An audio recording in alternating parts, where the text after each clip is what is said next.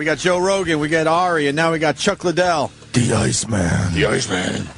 He was confirming the story. They didn't let you walk through fucking St. Patrick's Day parade with your green hair. Yeah, they gave me a great green beret. Knitted beret. It looked great. Because that looks normal. Yeah, that was much better than having it. I've been sitting there for 2 hours waiting to get on and walk on in the parade, and then at last minute I'm walking out and the guy's grabbing me. You can't walk on the parade. You can't walk like that. And, why? Well, I don't know, because I got a mohawk and it was green. I don't know which. One of the two. I don't know what. Green it wasn't mohawk. Catholic enough or something. I don't know. So stupid. That's what they told me. Yeah, apparently there's a no hair dye rule. Ridiculous. I never knew that. Yeah, I had no idea. No one told me. If I was asked, I would have said, yeah, there's plenty of people with their hair dyed marching in there, but I guess not. More government intruding into the man's life. What happened with the whole gay thing with the parade? What was like the that gay used thing? to be it used to be a big issue is that the gays always wanted to march in the St. Patty's Day parade. Really? And every year it was a giant issue. Like, no, we're not letting if you're gay and you want to be in the parade, you got to be in as part of this thing and just be a gay guy marching with this group. But they wanted like the gay group to march, and it was always a big thing. But now that just kind of went away. I think the gays just gave up.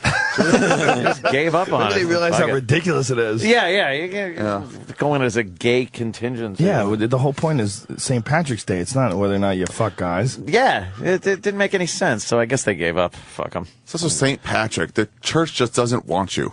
Yeah, It's pretty clear it really they is. don't want you guys. Yeah, regardless of, you could say what God's intent is with the gay guys, the church doesn't like you. Yeah. You could really just say that. I don't know what God's opinion on gay guys are, but the church hates you. It pretty much does. Not very open-minded when it comes to that. It's funny how many fucking gay people there are in the church, though. That's I what's know. really weird. You would figure that they would make it kind of easier on gays. In my opinion, if you want to take a vow of celibacy, there's got to be at least some confusion as to your sexuality. Yeah. If you're saying I think I could go my entire life with no pussy. What's going on I think you're there? denying what you want, and you're in that middle ground of I don't want pussy, but I better not jump on the cock. Let me who's go that? become clergy. Controversial priest. Who's that controversial priest who's really, really popular in Miami? Really, some charismatic young priest. They caught him with a woman, and he's in a lot of trouble because of that. Wow. So he left the Catholic Church. Yeah, they frown upon that. Wow, yeah. They should keep that guy. And he gave a speech about it. He was like, "Look, they're all gay." He's like, "The priests are all gay. Like it's a huge contingency of gay people, gay people and kid fuckers. That's what it is. I mean, that's really what it is. It's ridiculous that it's even controversial to say that. I know, yeah, because you say that and you think, oh, am I going to get? But come on, look through history. Could you imagine if NASCAR drivers fucked as many kids as priests did? They would shut down NASCAR. They sure wouldn't be riding anymore, right? They wouldn't just move them to another state. You're gonna have to race in West Virginia now. The cars, all you'd see is a paint job on them. There wouldn't be one sponsor sticker on anything.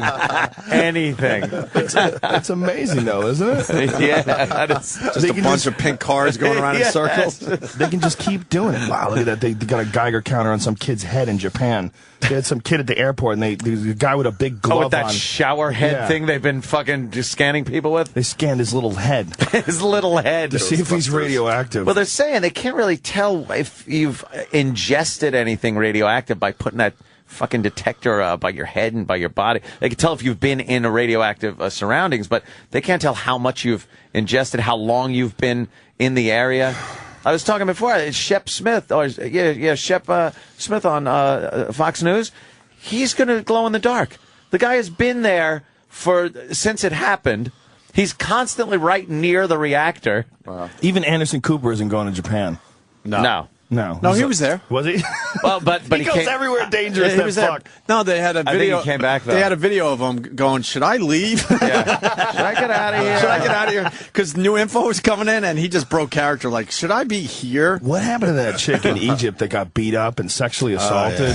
Did they release the story of what exactly happened? You won't see her no more. Yeah, I don't know. She just went away. She got pinched really hard was one of the descriptions. Pinched in her vagina? I guess. I think her nipples. I think they were doing things to her nipples really hard. They were biting her tits and really? fucking. Oh yeah. They said it went on for like a half an hour too. Yeah. Jesus Christ. That means a few guys. And there's a sick part of you that hears shit like that and goes like, wow. like every. You had the folks listening at home. You had to see Anthony's face. There was a bit of nostalgia in his eyes. You might want to explain a little bit a little further. I would never make light of the horror that this woman went through, and that other women go through when they're being sexually assaulted. But when you just read the story and take the humanity out of the mix, I don't know who this person is. I just know it's female A and male B through Z. Doing things. It's just this twisted kind of perverse, sick, and there's something titillating about it. You want to bring it down to caveman shit. Yeah, caveman where there's style. no fucking laws or anything. Doesn't matter. But it's not caveman shit because it's a suppression shit. You're not supposed to be doing this shit. It's not like a nature shit. No, it is. You're not supposed to be doing it. It's very bad. It's an evil nature's thing. a one-on-one. But did we just fuck you, shoot a load in you, and make a baby? That's natural. But did we decide it's nature? You know what I mean? Or is it nature shit where you're supposed to just fucking be an animal like that? Well, there's a lot of that. Did we left decide over. that it's not okay? The real reality of human bodies is that we have the same genetics that they had back when they were running from saber-toothed tigers and fucking stabbing woolly mammoths with sticks. But we like to think because we've got more knowledge, because we have smartphones that we're different. we're fighting it. We're still basically have fighting those monkey that urge. instincts. We call it the perv switch. Yeah, it's and in some there. guys lose the fucking battle with the perv switch. Well, nature and the perv switch are two totally different things. A lot of the perv switch comes from suppression. Yeah. A lot of it comes from this sort of rebounding. It's like Catholic school girls. When I was in high school, those freaks, they fucked like most, crazy. Yeah.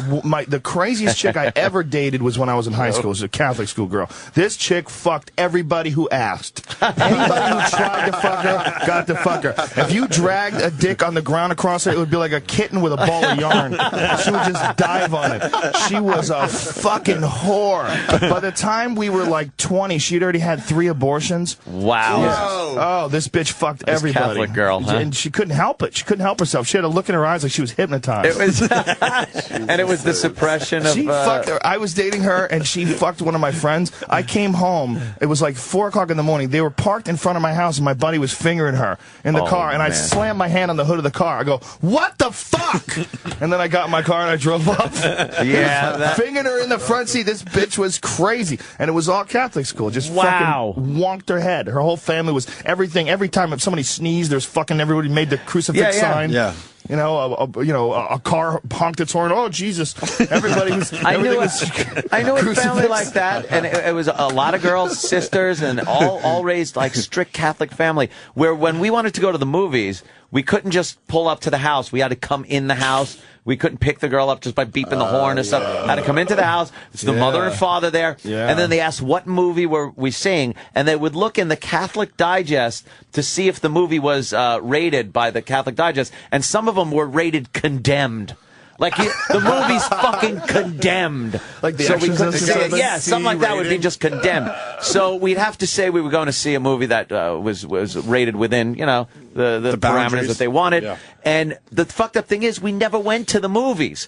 We'd go park behind like Leahy Junior High and just fuck in the car and get blowjob, and then come home and like we'd have to get a synopsis of the movie and it was great and time it out right and get home. But like you said, just the most whorish. They would send us up, and the parents were oblivious. They thought, because they were raising them like this, that they were perfect. Me and a bunch of my friends would go out with these sisters, because they were all sisters, take a station wagon upstate New York to a cabin that the parents owned, and the parents wanted an equal number of guys to girls. They said, no, you can't go unless there's another guy, which was the oddest thing. It's like, why would you... That doesn't make sense. You're just gearing up for a good fuck fest with your daughter. And it was. We would go up there, and they would be like, It was. It's a great place. Yeah. Oh, it was just, you're out in the middle of nowhere. No one's going to fuck things up. That was like when you, in your youth, you'd stay up all fucking night. If you were in bed with a chick and like, you knew nothing was interrupting it, you'd stay up all night because you were just like, I don't want this to fucking... This is great. It's like 5 in the morning, the sun's coming up, and you're like, motherfucker, why can't it be fucking midnight again? Yeah. It was just the greatest thing. Then you'd have to get up and go back to fucking not getting laid for a month. It's tough growing up. Fucking tough shit, I had a 6-month dry spell when I was 19. Oh. It was very scary. Wow. Scary. You just kind of come to the thing of like, am I ever going to get laid again? It's never going to happen again. It's terrible. And when I finally got it in again, I lasted a half a second, maybe. And then I was like, is this the rest of my life? You know, because I was out of school. Yeah. I'm going to be premature ejaculation guy. Great. Like, is this what I have to look? Is life over? Is it really like a John Cougar Mellencamp song? There was a girl that didn't want to fuck once. I was spending the weekend with her, and we were in our late teens, and the first night, she was like, yeah, we could sleep together and stuff and get all naked and stuff, but I wanted to fuck her, and she's like, no, I don't know and stuff. So I just had fucking mega rod all night. All night. It's fucking dripping crazy glue all fucking night long. Just a wreck. Turgid. Pulsating teen penis that I had. It was great. When that ligament is all tight up top, you know, back in the good old days. Like anime? Oh, it was fantastic. Was it like anime cock? You couldn't even push it down like a quarter of an inch. Jesus. I think it was just wow. And so the next day I wake up blue balls like a motherfucker. I'm like, I couldn't even walk. And then the next night we're in bed again, naked, and then she's finally, you know, had enough drinking, I guess, where she's like, okay, let's do this. I'm like, oh. Dude, it was saved up now for a whole fucking night of having a rod and not being able to come. And then that, I swear, the head touched the fucking lips, and I'm just gone all over. I fire hosed her. The good news is you're good to go in another 20 minutes. Exactly. Not even. I don't even think I lost my rod. It was just like, fuck you. You're fucking. Back in there. Didn't worry about anything either. Yeah, no there's rubber, a couple no times nothing. in my life I've gone 2 loads with 1 rod. It's a very rare occurrence. Yeah, You're it's going good on though. here. That's got to be like a brand new girl. Very excited. You got to be really excited about what you're doing. Well, that's not some 20th anniversary shit. Yeah. That doesn't come with one of those anniversary cards where it's like, I'm sorry I don't tell you I love you as much as I should. I love the apology cards. Those are great. I don't say it as much as I should, but no, I love you. Here, I'm giving you 2 fucking orgasms with 1 rod. Ain't happening. Liddell's enjoying himself today. Chuck, you have anything to add or what? Chuck's hanging. Chuck's hanging. He's just happy he doesn't have to wear that goofy hat from yesterday, man. Can we get back to that video, Ari's video? Do we have someone that what was butthole? that? Ari's butthole? It's called Chuck Ari's doesn't need to see that. shit covered deformed asshole. Yeah. Chuck's a sensitive guy. He doesn't need to see this. No, I wouldn't. Can we get one of the guys to pop that up for us? Is it right there? No, it's not here. I'll look for it. All right. Well, I mean, knows? you know. So everybody knows about the UFC Strikeforce buyout, right? What do you think about that, Joe? It's pretty amazing. It's good. Exciting, I like it. right? What I like is that these guys are going to get to fight. You know, Right. It's like it's going to take a while. They're going to have to figure out. You know, the contracts have to run out on these fighters, and you know, and Showtime and all that, and work all that stuff out. But now all the best fighters are all under one organization. Yeah. And, Yeah, you know, you get some of those dream bouts you wanted to say. The fans always win when that happens. Yeah. Who are you looking forward to seeing fight that wasn't able to? Alistair Overeem. I'm looking forward to seeing him fight as a heavyweight. Chuck knocked him out though back in the day. Thumbs up. Knock him the fuck Like out. Chuck. Back in the day. That was a great the day, fight. yeah. That was a great fight in Pride. That was a fun one, you know? Alistar's a bad motherfucker. Ever since he got to heavyweight too, he's been doing much better. He's huge now. He's like 260, 255. He's enormous. But he does very well. He won the Grand Prix, the K1 Grand Prix. So as a striker, he's like one of the top strikers, like as far as like, being successful as a striker and as a mixed martial arts guy. He's the heavyweight champ of Strikeforce, and he won the Grand Prix for K1. So that's a big deal. Shit. He's the one I'm most excited about seeing. Gilbert Melendez, another one. Nick Diaz. Fedor, where we at with that? You know, I think Fedor should be fighting at 205. I mean, Fedor's smaller than Chuck. I mean, Chuck, you know, obviously longtime 205 champion. I mean, you walk around like, what, 225, something like that? 230. Yeah, that's what Fedor fights at, but fat. You know, and Chuck's not fat walking around at 225, 230. I mean, frame-wise, the guy could be a middleweight, right? Yeah. He's Wow. You see some of the guys like Rich Franklin, a guy who cuts a lot of weight to get down to 185. Yeah. Physically, he's probably bigger than Fedor, you know? But he's a bad motherfucker, no doubt. but he's too small for the biggest guys in the division. That Bigfoot Silva fight proved that to me. I mean, that fucking giant motherfucker got on top of him and was hammer-fisting him into oblivion. And I was like, you know, like this is a mismatch weight-wise. There's no way. This guy, we got one guy who's cutting down from 285, 290 to get to 265 weight class, and you got another guy who's fat at 230. It just doesn't line up, you know? He's just too...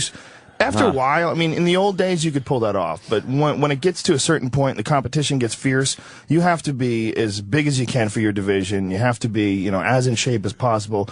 You can't be walking around with a big belly and, you know. It looks great, you know. It's kind of fun that this guy with a big gut was knocking everybody out, you know. Right. Well, when he fought Brett Rogers. I don't know if they add a middle weight class. They should. I agree. I think maybe they will eventually. I think somewhere around, what do you know, like 225, 230?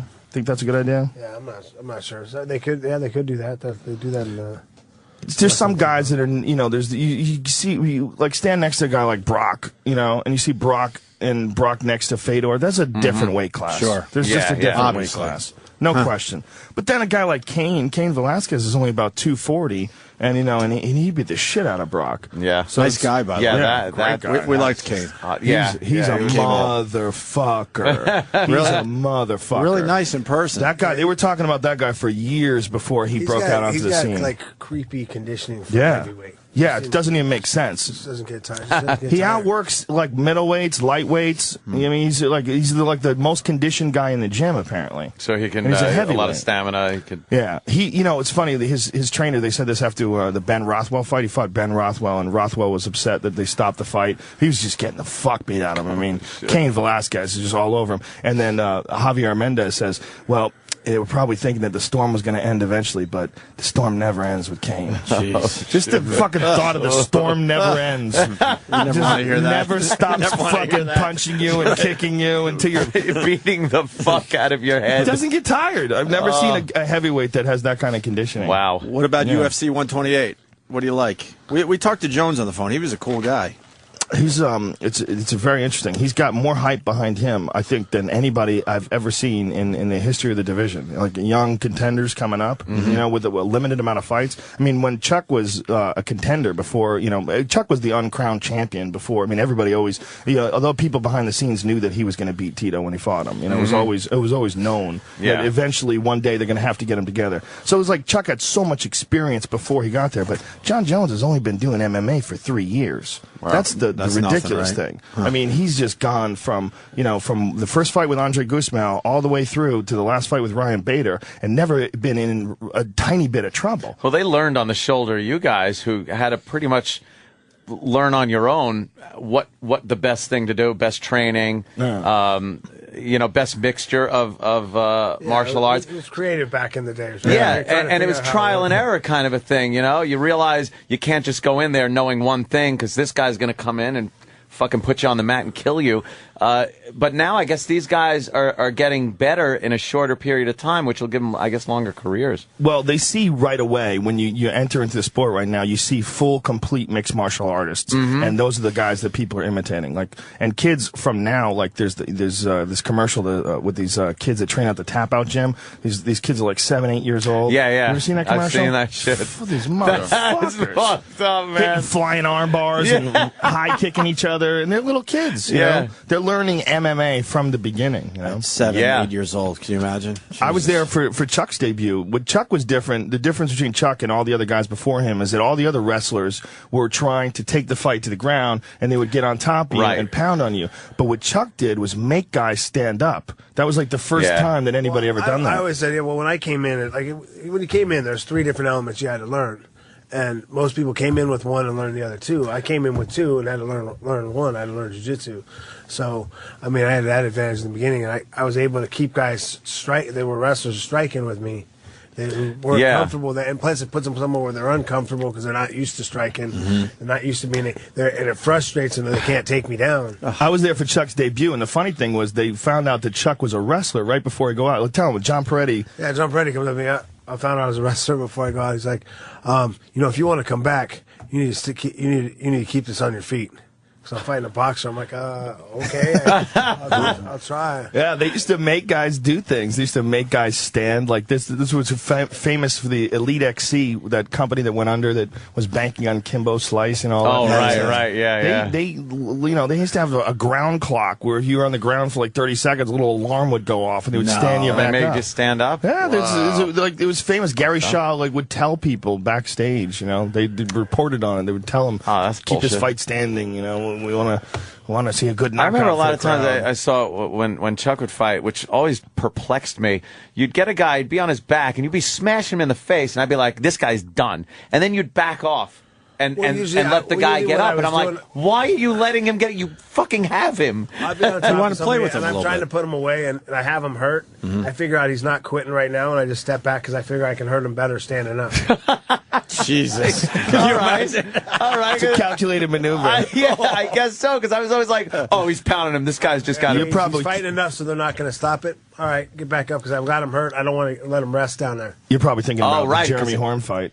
Yes, he was laying down there, and you were pounding his face. Yeah, because I guess now he's got to stand up, and now he can't just lay back and worry about. Now he's got to worry about his legs and everything. Yeah, sometimes when guys get a guy hurt and then they get on top of him, the guy can grab a hold of you and wrap a hold of you even from the bottom and save himself. Yeah. And just kind of clear his cobwebs out as opposed if he's actually standing up with you. So Chuck was just like, all right, get up, motherfucker. Oh, shit, I'm going to punch you standing up. Yeah, I got someone hurt. I figure I can hit him harder standing, so get him up. I'm accurate, so. Well, it worked. So you're obviously taking Shogun over Jones, huh? No, I'm not. No, I don't know. I misread what you were saying. No, I just said there's an amazing amount of hype behind this kid. I mean, the reason the hype is behind him is because he's incredibly talented. Right. I mean, I always describe him as like an insect, and not in a bad way, but like, you ever see an ant move like something big? They do it like effortlessly. That's what it's like with this kid. He tosses people around, and he does it like effortlessly. It's like it's weird how strong he is. Like he does this he does this thing where he gets guys in double overhooks, and he flips them through the air where their feet are over his head. It's a lateral drop, but the way he executes it, it's like hardly anybody does that in MMA, and not the way this kid does it. And he does it on high-level guys and sends them flying through the air. And it doesn't even look like he's straining doing it. He takes everyone down. I mean, no one had been able to control Ryan Bader, the last guy that he fought, like that. Right. He just takes him down, gets on top of him, squashes him, chokes him. Who do you want, Chuck? I'd like to see both the guys. I think it's gonna be a good fight. I don't necessarily want it one guy or the other. It'd be interesting to see. I mean, it's a test for Jones, but he's a tough kid. I've only seen a couple of his fights, but he's a tough kid, man. He's physically so talented, but Shogun's an assassin. Shogun is a real professional. Like Jones got in his face at the weigh-in. It was or at the press conference, kind of interesting. And he got like right in Shogun's face, and Shogun just turned away. Like, really? I'm not going to play this. You don't want to deal with it. I'm not going to look at you. I'm not doing this. Shogun's been around a long time. Yeah. You just made that fight even more interesting. Shogun's an assassin. What other fight you like Saturday? Tomorrow, I guess, already. Wow. What else is on the card? Uriah Faber and Eddie Wineland. That's a great fight. Eddie Wineland was at one point in time the 135-pound champion, and he's trying to get back to it, and Uriah dropped down to 135. Uriah is a fucking beast at 135. Yeah. That's a great fight. What else is on the card? I don't know. I got to look it up. The fuck, Ari? I don't know. I had one. I don't know. I got to look it up. What else is on the card, Reed? What's that? Kamal Shalaroos Miller. Oh, yeah. Jim Miller and Kamal Shalaroos. Jim Miller from New Jersey. He's a fucking animal. New Jersey guy, huh? That kid's a savage. I love that kid. Him and his brother, Dan Miller, and Dan Miller fights Nate Marquardt. There's a lot of good fights. It's a good card. Yeah. Where's Dana? Why didn't... He's probably busy with the merger, because they just bought Strikeforce like a couple of days ago. So it's just, I think it came out on Tuesday. Is that what it was? Yeah, something like that. I don't know. I heard. Were there any differences though with Strikeforce, like that they might have? Yeah, that they might have trouble incorporating into. Only elbows. They didn't allow elbows. They didn't allow elbows. Okay. How do you feel about that? Some guys don't like elbows because they think that it stops fights because it cuts. What do you think about that? Well, I mean, I don't like taking anything out anymore. But I mean,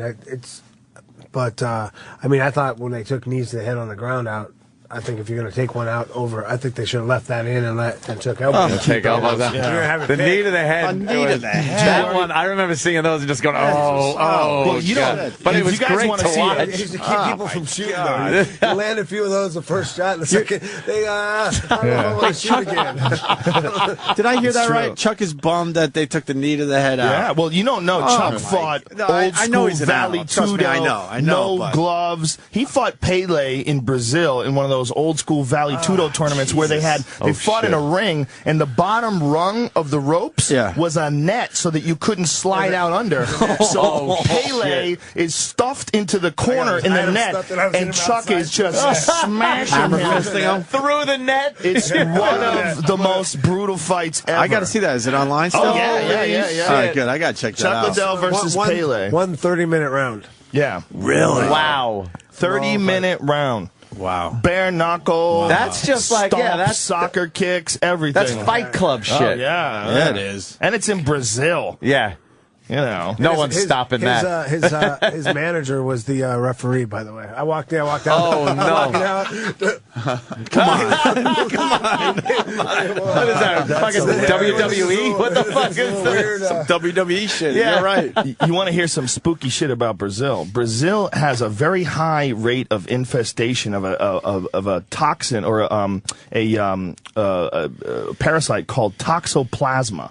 And it's a cat parasite. And listen to this shit. There's a parasite that affects rats, and it makes rats sexually attracted to the smell of cat piss, where they lose their mind, their balls swell up, and they can't wait to get around cat piss. They get around the cat piss, and obviously there's a cat there. The cat eats the rat, so the cat gets it. And then the cat gives it to people. When people touch cat shit, or when the cat shit in the grass, and then, somehow or another people get in contact with it. Well, when it affects human beings, it makes men more aggressive, it makes them jerks, and it makes them more sexually active, and it makes women more promiscuous, and it makes them more sexual. And it literally has infested 66% of the population of Brazil. I mean, if you look at Brazil, you look at their culture, that is Brazil. Yeah. The men are fucking animals.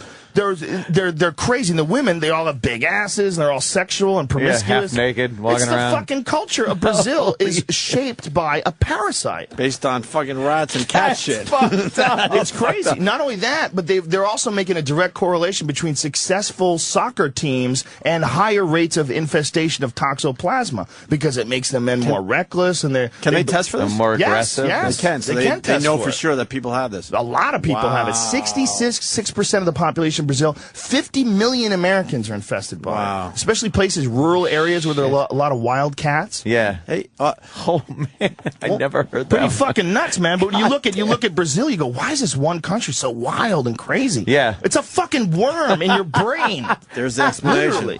That's nuts, man. That is fucking nuts. It's fucking really nuts to wrap your head around that, but it makes sense. If you've been to Brazil and you see like how those people, it's a wild ass place. Is it as wild as they say? I've never been. I've been to Sao Paulo. I got slapped by a transvestite in a car. I was trying to take a picture of him, her, whatever. Yeah. She reaches in, smacks me in the fucking face, and starts screaming and starts shaking the door. I'm in a car with like 10 trained killers. We're all leaving the Abu Dhabi the tournament. It was Mark Lehman's in the car, Big Country's in the car, and I get bitch slapped. Big Country had a great picture of her. Bitch slapped by a fucking tranny. I mean, she just had a face, like this crazy made up face, and she was a tranny.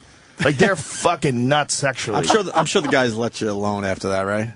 They didn't bother you about what happened. Oh, we were all laughing for days. It was hilarious. They fucking didn't let that one go. I mean, she was begging for money or to suck cock or whatever. I don't know Portuguese. Something. I don't know Portuguese.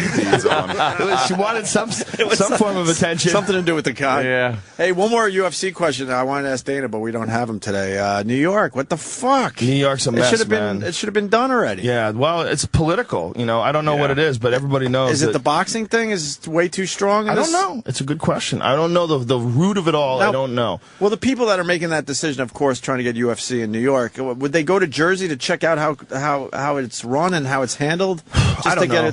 You know, you would think a good so take on if it made sense. They would have done plenty of that by now. I mean, it's been there enough times. It's unbelievable. Yeah, we've been coming to Jersey. Could you imagine 10 years you guys now. going to fucking Madison Square Garden? Yeah, one of these huge. things. How great would that be? That would be great. And it should be. You know, it should be. It's all guaranteed. It's all corrupt politicians. But That's last all time it we is. had Dana and it's been a while now. He was convinced it was right around the corner. Yeah. But it's not. Didn't pass last time.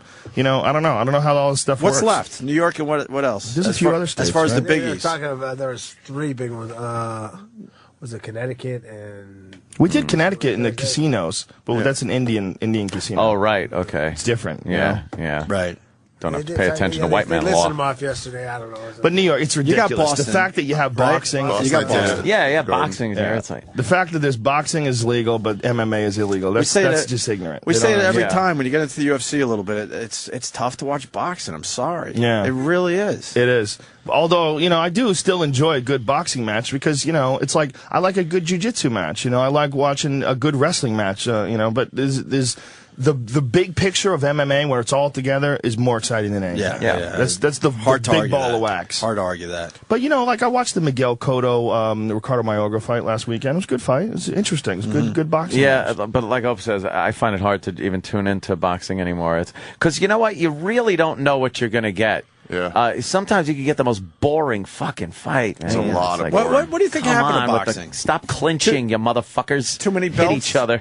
That's When definitely we were part growing of up, it. we're all more or less the same age. When we were growing up, boxing was like, fuck. It was also because there was no MMA back then. True. If it was MMA back Yeah, then, it would have yeah. taken over just like it took over now. You think Muhammad Ali would have tried some MMA? He did. He fought He did. Antonio Inoki. He Oh, fought him no, in that's some when he was just crazy on his fight. back the whole thing. Well, he the kicked wrestler the shit was. out of his legs. The yeah. wrestler was. That's It's right. a smart move. What do you want to do? Stand up with You Muhammad call Ali? that? No. Would you call that? You call that he was trying MMA? I don't know. I mean, it was something different. That was kind of you know? a spectacle. Yeah, it was kind of a spectacle. The wrestler just stayed on his back and kicked the shit out of I Ali. think if there was a situation like this now, if it was in the 70s where there was like some guy like Cain Velasquez that was getting real popular and he was a heavyweight champion, and then there was Muhammad Ali who was a heavyweight champion of boxing. Yeah. Ali probably would have had to do it. He probably would have been I mean, he's had such an incredible ego. Yeah, to be the greatest, he would have had to. Just learn how to sprawl, you know? Yeah. Go down the pit, do a little training with Hackelman, work on some techniques. We're going to take a quick break, and Ari's asshole awaits. It's right there on the screen. Oh, great. He's in mid-wipe, so... You don't want to see it. Jew Clam, It'll stay with you. uncensored, online. Google it. You don't want to see it, really? Yeah, you do. You want to see it, can't- Chuck, after the break? You can't unwatch it. It's not good. Remember, you Chuck has cannot done worse to people. unwatch You're it. talking about a guy who fought bare knuckle in Brazil. He'll, Yeah, he'll check it out. exactly. He'll look at some assholes.